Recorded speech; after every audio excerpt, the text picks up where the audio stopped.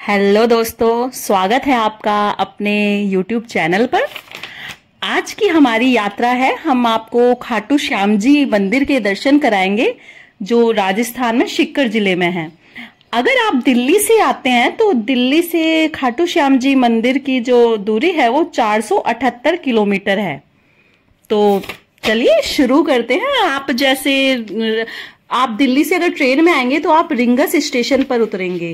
Rings station से खाटू श्याम जी मंदिर की दूरी 17 किलोमीटर है। आप स्टेशन पर उतरेंगे तो आपको बाहर बहुत सारी जीप मिल जाती हैं, गाड़ियां, बसें भी हैं, जीप भी हैं, ई रिक्शा भी हैं। बहुत सुविधा हो गई है। जो आपको सवारी लेते हैं वो वहां से स्टेशन पर से और खाटू श्याम जी मंदिर उतार देते हैं। और खाटू श्याम जी मंदिर जहां पर उतारते हैं वो तोरण द्वार कहा जाता है। तोरण द्वार से मंदिर की दूरी करीब 2 किलोमीटर है। 2 किलोमीटर तक पैदल यात्रा होती है। कुछ वहां भी ई रिक्शा मिल जाते हैं, जो चलने में असमर्थ है, नहीं चल पाएंगे ज्यादा, तो वो वहां भी ई रिक्शा लेकर बिल्कुल मंदिर के आगे उतर सकते हैं। यहाँ पर भक्त दूर दूर से आते हैं, दुनिया के कोने कोने से, और बहुत सारे पैदल यात्रा भी आते हैं। झंडा, जिसे हम निशान बोलते हैं, निशान लेकर जाते हैं। निशान को बाबा के मंदिर में चढ़ाते हैं। खाटू श्याम जी का जो मंदिर है वो राजस्थान के शेखावटी के सीकर जिले में स्थित है। यहाँ पर खाटू श्याम जी का मंदिर बहुत ही प्राचीन काल से है और इसकी स्टोरी कुछ ऐसे है कि जब आज से 1000 साल पहले एकादशी के दिन बाबा का जो शीश है वो श्याम कुंड में मिला था। यहाँ पर कहा जाता है कि एक बहुत बड़ा पीपल का पेड़ था और एक कुआं था। तो जब यहाँ पर गाय आया करती थी तो उन गायों का दूध पेड़ के नीचे आकर अपने आप ही झरने लगता था।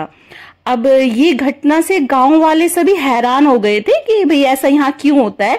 तो गांव वालों ने जब उस जगह की खुदाई की तो वहां पर श्याम बाबा का शीश मिला था।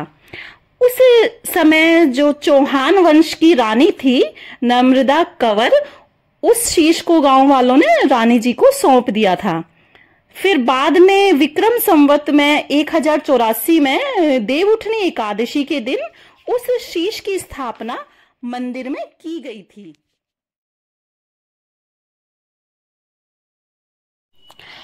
ये तो हो गया खाटू श्याम मंदिर का इतिहास कि यहाँ पर खाटू श्याम जी का मंदिर क्यों है, कैसे है।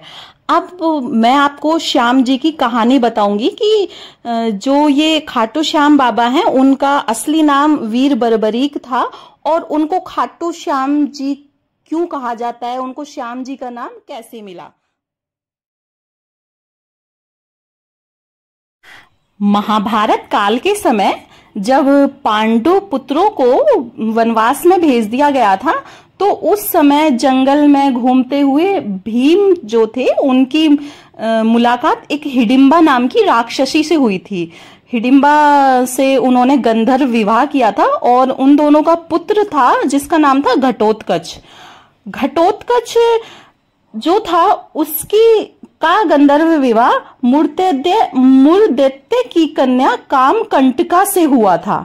और उनके जो पुत्र थे, जब वो जन्म के समय उनके बहुत सुंदर केश थे, बड़े लंबे लंबे और सुंदर केश थे, जिसके कारण घटोत्कच के पुत्र का नाम बरबरीक पड़ा था। बरबरीक दुनिया के सर्वश्रेष्ठ धनुर्धरों में गिने जाते थे।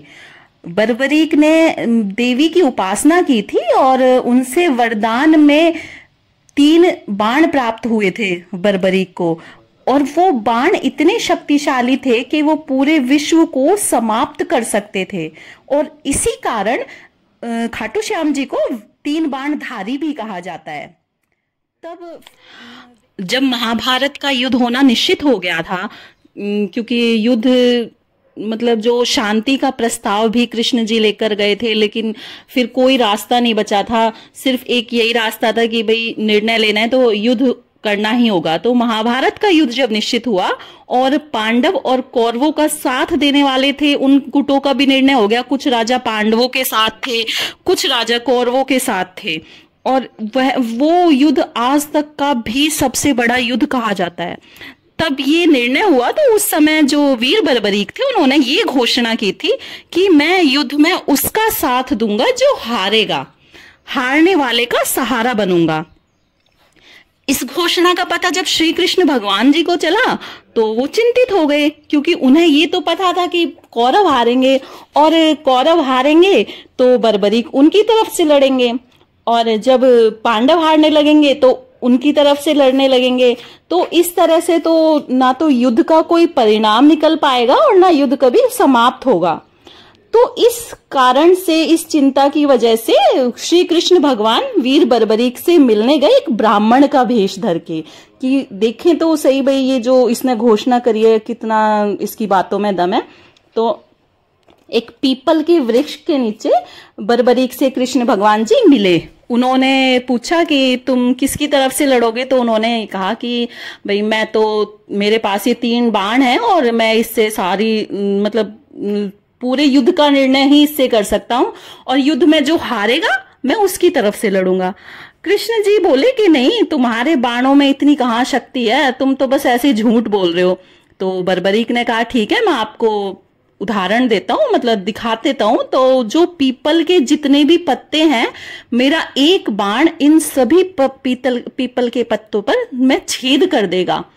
तो जैसे ही बर्बरीक ने पीपल के पत्तों की तरफ बाण को छोड़ा, तो वो बाण जो है सभी पत्तों में छेद भेदता हुआ आने लगा, और एक पत्ता कृष्ण भगवान ने अपने पैर के नीचे छुपा लिया था। तो जब जैसे ही उसने सारे पत्तों को भेदा, उसके बाद वो बाण कृष्ण भगवान के पैरों के चक्कर काटने लगा। तो बर्बरीक ने कहा कि प्रभु, आपके पैर के नीचे भी एक पत्ता है, तो मेरे बाण को अपना काम पूरा करने दीजिए। तो कृष्ण जी ने, जो ब्राह्मण का वेश धरे हुए थे, उन्होंने पैर हटा लिया और उस बाण ने उस आखिरी पत्ते को भी भेद दिया। तो भगवान जी तो समझ गए थे कि हाँ, शक्तिशाली हैं, तो अब क्या किया जाए। तो इसके लिए भगवान ने कहा कि भाई अगर तुम हारने वाले की तरफ से लड़ोगे तो ऐसे तो युद्ध का कभी परिणाम ही नहीं निकलेगा, क्योंकि कौरव हारने लगेंगे तुम उनकी तरफ से लड़ोगे, पांडव हारने लगेंगे तुम उनकी तरफ से लड़ोगे। तो बर्बरीक को बात तो समझ आई। फिर उन्होंने पूछा, तो ब्राह्मण देव आप ही मेरा मार्गदर्शन करें, मैं क्या करूं।